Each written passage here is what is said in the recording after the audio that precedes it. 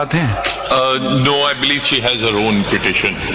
Achha. Who is she? Mayor, I'm a journalist based in Karachi. I filed a petition on the 14th of February. What do you want? It's related to the JIT, the FIA notices, coercive action by the FIA. Okay. Then you are well represented by Mr. Salahuddin Ahmed. If I may, I'm appearing in person. My petition is pending before the committee. It was filed on the 14th of February. Are you saying anything different to I what? am. So can you just wait a second? Yes. At least hear the question. Is it he is advocating the same thing, Mr. Salahuddin Ahmed? So you don't think he was able to do so? No, he is very able.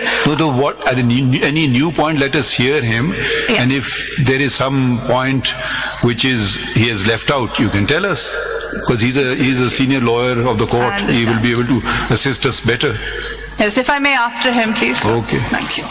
Don't repeat anything if there is something new to be added. Yes. To the extent of SMC 5, there was another journalist against whom an FIR was registered, Mr. Amir Mir.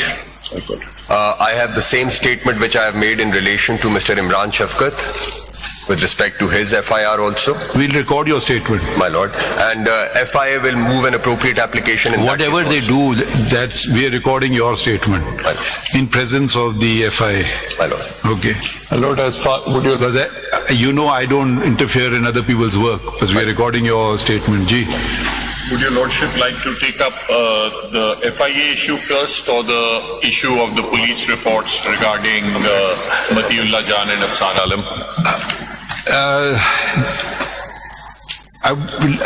We are more concerned with the legal issue, because each individual case we'll spend a lot of time on it. But if you want to do it that way, it's up to you. But I thought it's better to go the legal route first. Okay, sir. Let's start with the constitution, the law, the subordinate legislation. Okay, sir. Unless you have a preference. No, I'll start that way, sir. Because then it becomes person specific. And I don't know if it is then within the ambit of 184(3). Because public interest as a whole of journalism is. But when individual cases, I don't know, they may have other reliefs under 199, whether 184(3) would be attracted. What is your opinion? My lord, my submission is that when there is a pattern of That's what I'm saying, pattern. When there's a pattern of extrajudicial violence against journalists, in that case, then it becomes public importance. And in that case, in the exercise of that public importance matter in the jurisdiction, your lordships may sometimes have to pass specific directions in order to ensure that such actions don't happen again. So, to that extent, it may become relevant. ठीक. Please proceed in your own way. आपको बैठना है, तशरीफ रखें. ये लोग भी बैठ सकते हैं. जी. My lord, if your lordship will turn to CP 4 of 2024.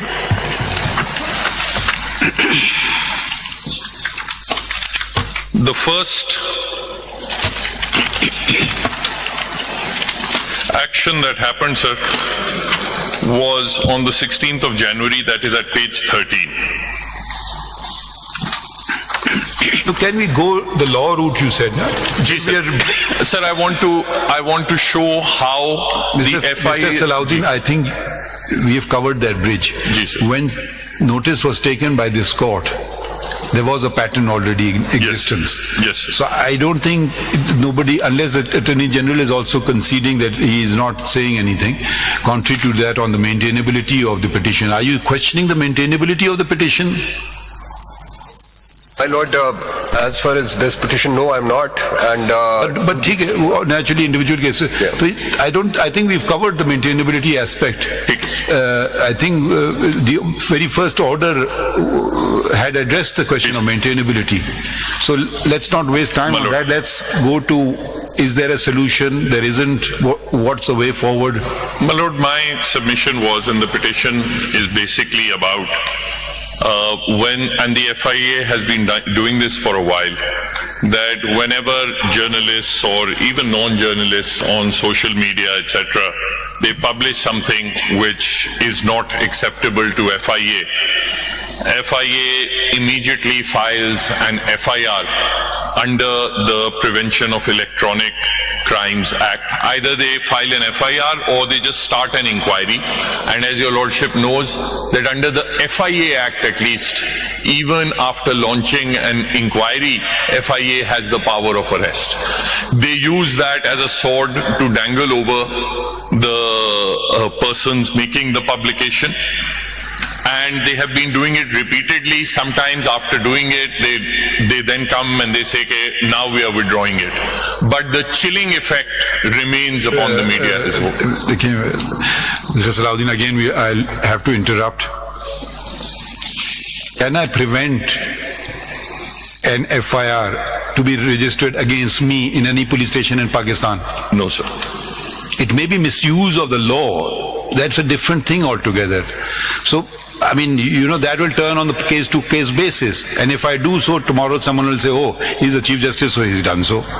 So, I can't even prevent it. So, let's look at the, we know what's happened in Pakistan. You want a whole history, you can read, books have been written by the media about what has happened to the press. So, let's look at the larger picture.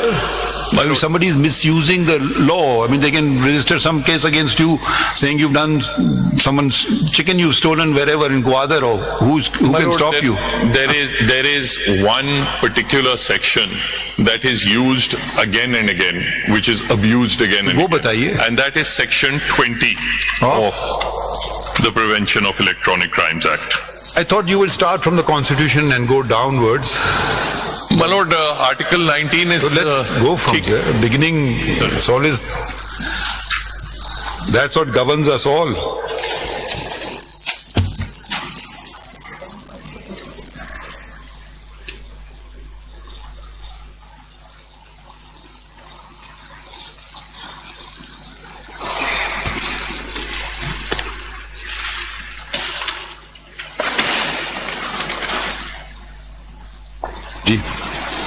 Every citizen shall have the right to freedom of speech and expression, and there shall be freedom of the press, subject to any reasonable restrictions imposed by law in the interest of glory of Islam or the integrity, security or defense of Pakistan or any part thereof, friendly relations with foreign states, public order, decency or morality, or in relation to contempt of court, commission of or incitement to an offense. So there is Article 19 and then Article 19(8)(a), which is a concomitant right. Every citizen shall have the right to have access to information in all matters of public importance, subject to regulation and reasonable restrictions imposed by law. Now, my lord, as far as Article 19 is concerned, as your lordship is aware, there is a twofold test. First of all, it must link with the objects. If a restriction is to be imposed under Article 19, in order to be permissible under Article 19, it must relate with the objects mentioned therein, the glory of Islam, integrity, so on and so forth. Now, apart from that, the second test is that it must be reasonable. And it is one of the, if the restriction imposed, even if it is imposed by law for one of those 6 objects, even then, if it is unreasonable, it will fall afoul of Article 19 and may be struck down. So it is one of the situations where this court can strike down legislation for being an unreasonable restriction, as opposed to the ordinary rule of deference. Now, what has happened, if your lordship sees, my lord, in the Prevention of Electronic Crimes Act, they have... No, first tell us the full name. Let's go step by step. Ji, sir. The Prevention of Electronic... You have the advantage of Pakistan seeing you. It's a public interest matter. So let it also be educational for everybody.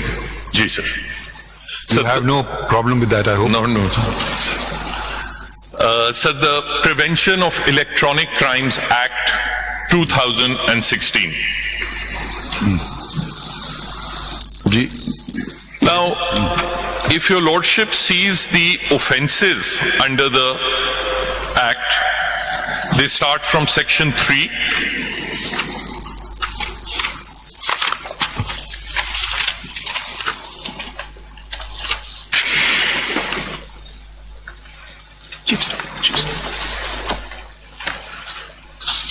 And they go on to section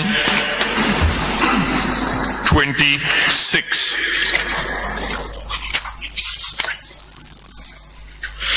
Which do you think offends Article 19? My lord, my case is, as far as section 20 is concerned,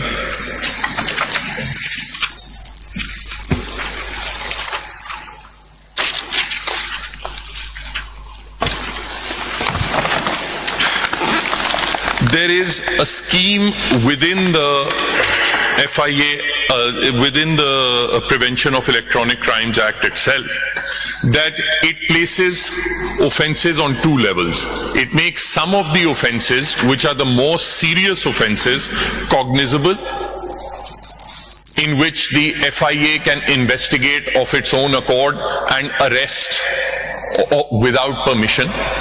And then it places a lower category of offences which are not cognizable. They require a complaint to be filed by the aggrieved person. Which are the cognizable ones? Ji, sir.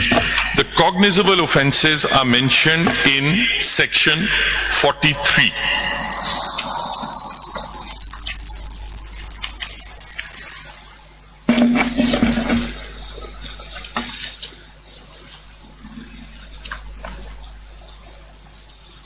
All offences under this Act, except the offences under sections 10, 21 and 22 and abatement thereof, shall be non-cognizable, bailable and compoundable, provided that offences under section 17 shall be cognizable by the investigation agency on a written complaint by the authority.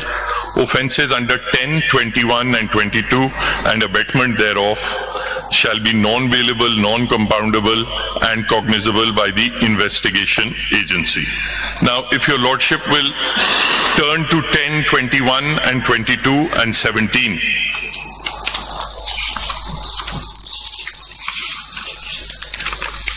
Is cyber terrorism.